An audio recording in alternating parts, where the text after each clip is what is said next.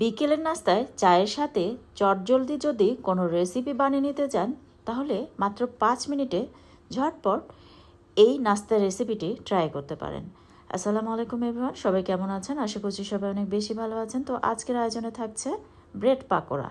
ঘরে থাকা অল্প কয়েকটি উপকরণ দিয়ে কিন্তু ঝটপট মাত্র 5 মিনিটে বানিয়ে নিতে পারবেন। আর পরিবারের ছোট থেকে বড় সকলেই কিন্তু এটা ভীষণ পছন্দ করে।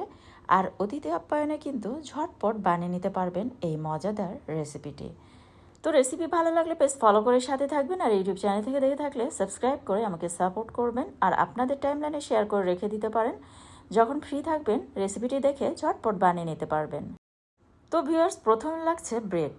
তো এই পাউরুটিগুলি কিন্তু বাসায় পড়েছিল, কেউ খাচ্ছিল না, তো নষ্ট হয়ে যাবে ভেবে আমি এই ব্রেড পাকোড়া বানিয়ে নিলাম। তো কয়েক পিস ব্রেড আমি কিন্তু পানিতে খুব ভালোভাবে চুবিয়ে তারপর এভাবে চিপে নিচ্ছি যাতে এক্সট্রা পানি না থাকে। তো এটাকে পানিতে চুবিয়ে সঙ্গে সঙ্গে কিন্তু তুলে নিতে হবে। এপাশ ওপাশ দুপাশ একটু ভিজে গেলেই তুলে নিয়ে এভাবে যতটা সম্ভব পানিটা চিপে বের করে নিতে হবে। আর পাউরুটির কিন্তু নির্দিষ্ট কোনো পরিমাণ নেই, আমার বেঁচে যাওয়া কয়েক পিস পাউরুটি দিয়েই কিন্তু আমি বানিয়ে নিচ্ছি। আপনারা চাইলে বেশি বা কম পরিমাণেও বানিয়ে নিতে পারেন, কোনো সমস্যা নেই পরিবারের সদস্যের উপর। আর এখানে কিন্তু 4 পিস পাউরুটি দিয়ে আমি পাকোড়াগুলি বানিয়ে নিচ্ছি। আর 2টি বড় সাইজের পেঁয়াজ একদম মিহি কুচি করে এর সাথে অ্যাড করে দিলাম। আর 2টি কাঁচামরিচ একদম মিহি কুচি করে কিন্তু অ্যাড করে দিয়েছি। কাঁচামরিচের পরিমাণটা আপনারা চাইলে একটু বাড়িয়েও অ্যাড করে নিতে পারেন যারা ঝাল ঝাল পছন্দ করেন। একটি ডিম ভেঙে সাথে অ্যাড করে দিলাম। আর দিয়ে দিচ্ছি কিছু ধনিয়া পাতা কুচি। আর এটা কিন্তু ঝটপট বানিয়ে নেওয়া যায় কোনো ঝামেলা ছাড়াই। আর যখন কিন্তু আমাদের একদমই কোনো কিছু বানিয়ে নিতে ইচ্ছে করে না, তখন যদি ঘরে এরকম পাউরুটি থাকে তাহলে কিন্তু আপনারা ঝটপট বিকেলের নাস্তায় এই রেসিপিটি ট্রাই করতে পারেন। আর এই ব্রেড পাকোড়া কিন্তু আমার ইউটিউব চ্যানেল এবং ফেসবুক পেজে শেয়ার করা আছে। আর আজকে কিন্তু ব্রেড পাকোড়া একটু ভিন্নভাবে আমি ট্রাই করার চেষ্টা করছি।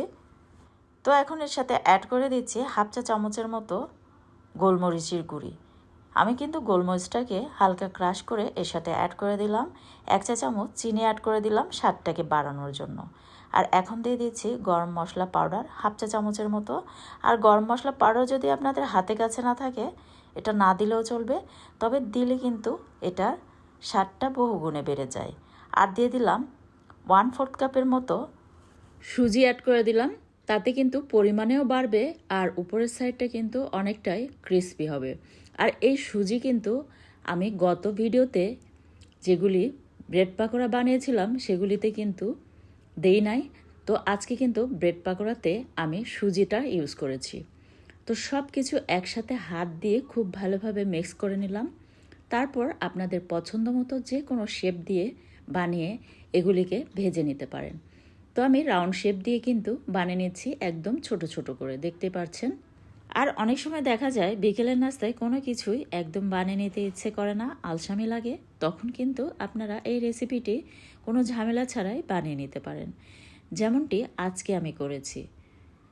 তো চুলার পাওয়ারটা মিডিয়ামে রেখে কিন্তু এগুলিকে উল্টিয়ে পাল্টিয়ে খুব ভালোভাবে ভেজে নিতে হবে। তো যখন ব্রাউনিশ টাইপের এরকম কালার হয়ে আসবে তখন এগুলিকে তুলে নিতে হবে। আর এটার উপরের সাইডটা কিন্তু একদমই ক্রিস্পি এবং ভিতরের সাইডটা নরম সফট, খেতে কিন্তু ভীষণ মজার।